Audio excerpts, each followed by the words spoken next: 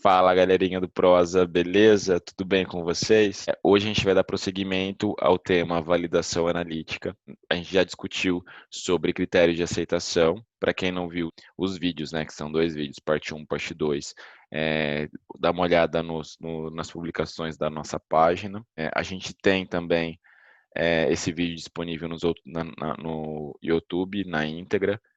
Para quem não segue a gente nos outros canais, aqui embaixo do vídeo tem a descrição do nosso link do YouTube, do nosso link do LinkedIn.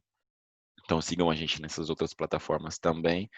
E hoje a gente vai dar início às discussões sobre validação analítica e o tema de hoje é seletividade, que é o primeiro parâmetro de validação. Como eu disse anteriormente, a legislação que rege as validações analíticas, de acordo com a Anvisa, é a RDC 166 de 2017, e nessa legislação ela cita os parâmetros de validação analítica que você necessita seguir, os parâmetros a serem avaliados por tipo de teste e da referências a respeito do critério de aceitação. Conforme eu disse anteriormente, na RDC 166, a Anvisa ela não especifica critérios de aceitação por parâmetro, porém ela utiliza algumas referências, e nessas referências, basicamente a Anvisa ela utiliza a tabela da OAC.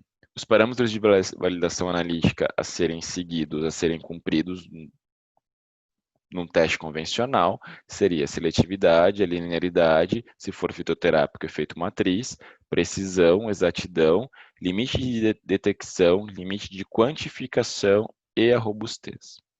Então, a gente vai iniciar a discussão falando sobre seletividade, que é um parâmetro que ela é exigido para todos os tipos de validação, seja identificação, seja teste de pureza quantitativo ou ensaio limite, e seja para testes de performance ou teste quantitativo de doseamento de dissolução, uniformidade, teor.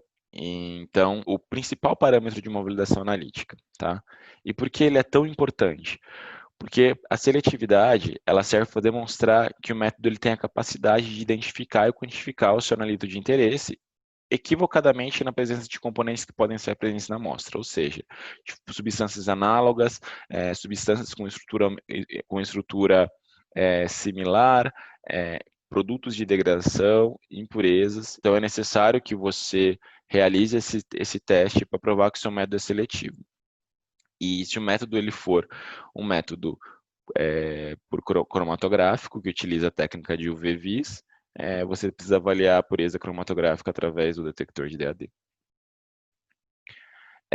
Para métodos de identificação, onde você necessita provar a identificação do seu composto, muitas vezes um único teste de seletividade não é o suficiente. Então, você precisa ter pelo menos mais de um teste para demonstrar que você está identificando a estrutura corretamente. Normalmente, para IFAs, por exemplo, a gente tem vários testes de identificação, teste A, teste B, teste C, teste D, você tem CCD, você tem teste de cor, você tem teste de chama para determinar cloreto, potássio, enfim, os contraíons, você tem teste de pureza cromatográfica. E aí, para quando você vai provar a seletividade de um método de identificação, às vezes você necessita realizar mais de um teste, um teste ortogonal. E quando você está realizando a seletividade de método de identificação, você deve avaliar estruturas semelhantes ao analito para provar que o seu método ele é seletivo para identificar as suas substâncias de interesse. E para substâncias análogas, ele tem que dar um resultado negativo. Para insumos farmacêuticos de origem vegetal, use FAVs. Você necessita provar a pureza cromatográfica e necessariamente você precisa provar que o seu método ele é capaz de distinguir o seu material de interesse de outras espécies vegetais semelhantes. Por quê? Muitos fitoterápicos, muitos compostos vegetais têm estruturas muito próximas. Por exemplo, muitos fitoterápicos são flavonoides, que têm praticamente o mesmo grupo, então só muda as posições de hidroxila, enfim. E aí você necessita provar que o seu método ele é seletivo, indicativo para identificar a sua substância de interesse, o seu marcador de interesse. Às vezes, você vai precisar utilizar uma técnica ortogonal, porque você precisa segurar no controle de qualidade que o seu produto vegetal ele não é um produto adulterado. Então, o seu método ele tem que ser seletivo, então você tem que garantir a discriminação adequada do seu método. Então, necessariamente, você vai acabar tendo que fazer uma técnica ortogonal. Não vai ter muito o que fugir. Bom, para métodos quantitativos e métodos de ensaio limite, a seletividade ela deve ser demonstrada por meio da comprovação que a resposta analítica se deve exclusivamente ao analito, sem interferência do diluente, da matriz, de impurezas ou de produtos de degradação.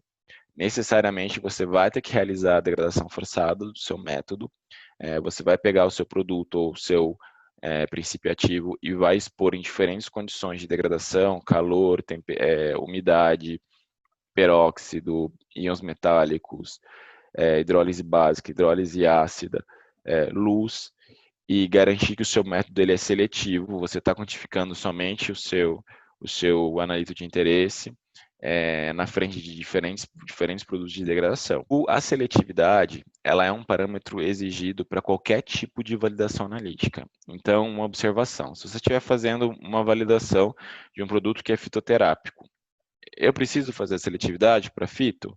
Se o seu método for quantitativo, se o seu método for cromatográfico, sim, você vai ter que fazer a seletividade. Você vai ter que expor o seu produto vegetal em diferentes condições de degradação e realizar e avaliar a seletividade do seu marcador ou o perfil cromatográfico do extrato vegetal nas diferentes condições de degradação e comparar com a amostra referência, que é uma amostra não degradada. Para métodos compendiais, a seletividade, a adequação do método à seletividade é um parâmetro obrigatório, você vai ter que realizar a degradação forçada, tanto para o IFA quanto para o PA, mesmo ele sendo compendial. Então, a seletividade ela é um item obrigatório para a avaliação da adequabilidade do método compendial. Casos em que não são necessários a realização da seletividade, métodos de desempenho, métodos não cromatográficos, e para gases medicinais a seletividade deve ser demonstrada comparando o resultado da leitura da amostra com a substância química de referência, com o padrão de referência. E o valor máximo de uma possível interferência ela deve ser justificada. Uma observação. Para métodos de uniformidade, de solução e liberação in vitro, que são métodos de desempenho, você não precisa realizar a degradação forçada, porque a 166 ela te isenta disso.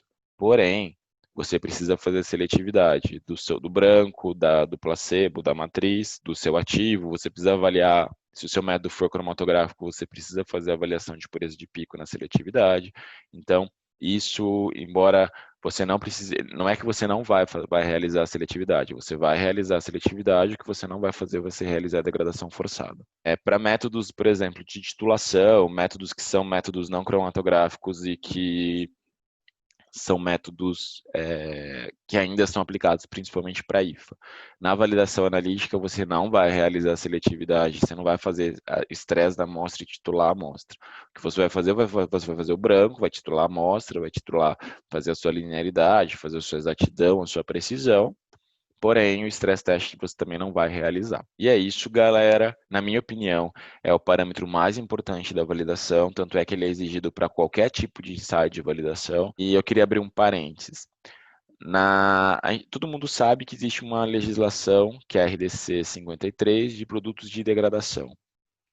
Nessa legislação, você precisa estressar a amostra, o IFA e, enfim, fazer todo o desenvolvimento do método e avaliar, um dos critérios, você tem que avaliar a pureza cromatográfica. Quando você está desenvolvendo um método de PD que a sua técnica não é uma técnica por EVVIS, o seu ativo ele não apresenta um grupo cromóforo que seja detectável do EVVIS, você utiliza uma outra técnica, quando você vai provar a seletividade do seu método, no desenvolvimento você é obrigado a realizar a degradação numa técnica ortogonal. Por exemplo, você tem que estar desenvolvendo um método por RID e você precisa rodar as mesmas condições de estresse num outro método ortogonal, utilizando um detector, por exemplo, LED-Scattling, e aí você vai comparar o perfil cromatográfico dos dois ensaios. Então, vamos supor que lá você fez a hidrólise básica e formou 5 picos no RID. Quando você vai para o LED-Scattling, você tem que enxergar os mesmos 5 picos. Então, você sabe que ele tem um perfil cromatográfico semelhante. Então, vamos supor que você fez o seu estresse No RID apareceu 5 picos, e aí você vai para o LED Scattering e aparece 6. Você não tem o mesmo perfil cromatográfico. Então, é importante você fazer esse tipo de avaliação quando você está desenvolvendo um método que não é por UV-Vis. Ou outra alternativa, quando você está utilizando uma técnica que não é por UV-Vis, é fazer acoplado com massas, com LC-MS. Nem toda empresa tem esse recurso e nem toda molécula ela apresenta capacidade de ionizar, então nem toda molécula você vai conseguir avaliar, mas se você tiver esse recurso, se a sua molécula for uma molécula ionizável, você consegue fazer. Então você corre na mesma sequência, você corre no seu método pelo detector, por exemplo, RID, e aí no tempo de retenção do seu ativo, você extrai o espectro de massas. E no tempo de retenção do seu ativo é para ter um único sinal de massa referente ao pico do seu ativo. Se você tiver mais de um sinal, é que você está tendo uma coeluição ali. Então você vai precisar mexer um pouco no seu método cromatográfico. Bom, galera, é isso. Eu fico por aqui. Sigam-nos nos nossos canais.